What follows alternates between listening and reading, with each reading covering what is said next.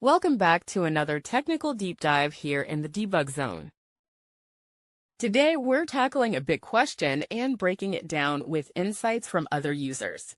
Hopefully, this clears up some misconceptions and helps you get the answer you need. So, buckle up, stay a little curious, and let's jump right in.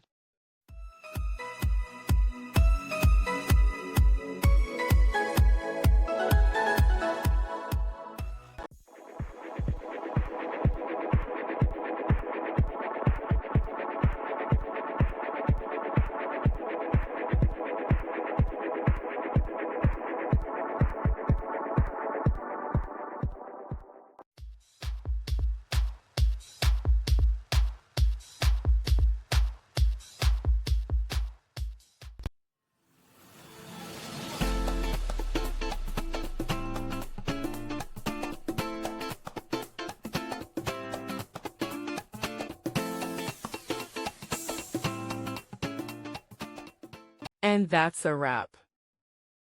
I hope you found the answer you were looking for. If you did, take a second to hit that subscribe button. It really helps out.